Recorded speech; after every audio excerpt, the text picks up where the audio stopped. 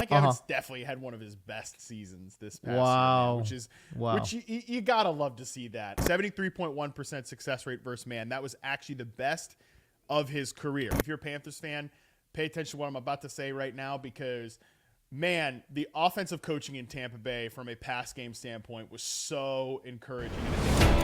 Look at the release. There's your separation. Great route. Stutter and go. Gets by clean. That is unbelievable. Maybe the greatest catch I've ever seen.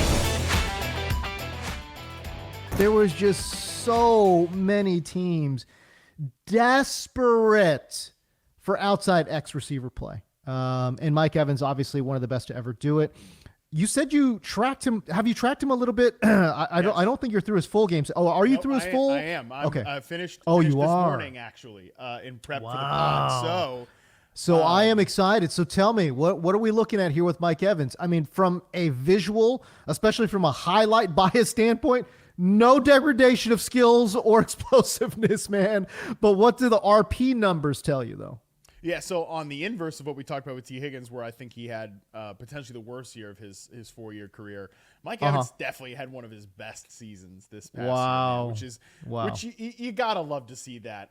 Okay, so a couple of numbers here: 73.1% success rate versus man. That was actually the best of his career. And again, this is a guy going back to 2014. He had a 75.4% success rate versus press, which was the second highest of his career, just narrowly losing, well, not narrowly, but losing to his 2021 career best of 79.1%. So Mike Evans had one of his best years last year, third best success rate versus zone. And again, this is a guy that, like, he's been around since RP's been a thing. One thing I've always said about Mike is that he is the most, like, in terms of superstar receivers, kind of like the most misunderstood guys, because people think of him as just a big jump ball receiver, but this guy is an awesome route runner. I've actually had a conversation with Mike Evans about this very factor of, like, why his game gets kind of stereotyped as one of these big jump ball receivers, but he's got just an ability as a route runner, I think, that's really underrated. An ability as a technician, the understanding the technical part of game the technical part of the game that was really just super underrated. And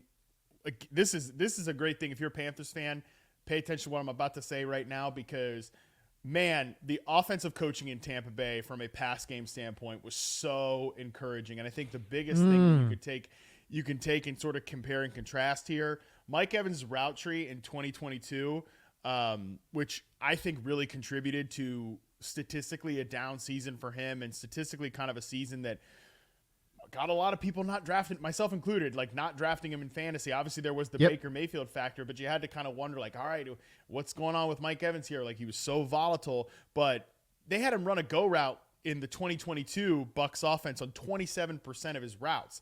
That dropped all the way down to 16.5% in the first year with Dave Canales. His slant routes go up from 12.6% to 18.5%.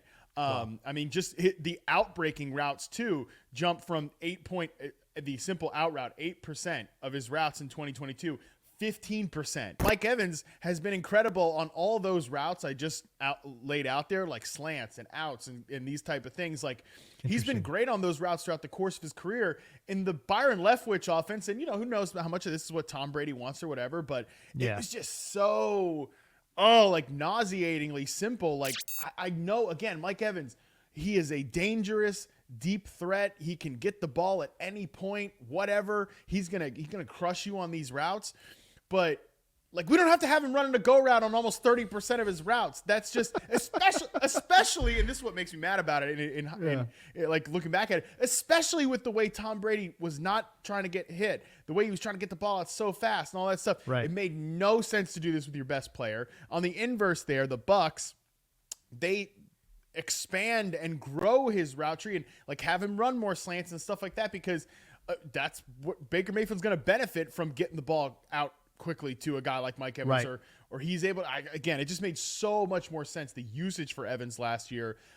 So combine that with the I think just one of the best separation seasons we've seen from a guy who's already a really underrated and kind of misunderstood separator. Very encouraging 2023 results for Mike Evans. Found this to be interesting. I just looked this up via Next Gen Stats, but So he's running way fewer 9 routes, obviously, in 2023 versus 2022. And what ended up happening, though, was that he ended up just having, again, more production across the board on deeper routes, right? So any route that went over 20 air yards, he had more targets, he had more receptions, he had more yards, he had more touchdowns, on again, all targets over 20 yards in 2023 with Baker Mayfield versus 2022 with Tom freaking Brady, right? So it's interesting when they reduced his number of 9 routes and gave him a more varied route tree. The exact opposite ended up happening, is that when he ran those 9 routes, when he ran those posts, when he ran the corner routes, he got the ball more. You know what I mean? So it's sometimes, man, it's just, doesn't it make more sense too, Matt, where you're like, yeah, if we mix it up and the coverage the defense doesn't know exactly what this guy's going to do, we could actually probably unlock him down the field instead of just throwing him into a brick wall over and over again.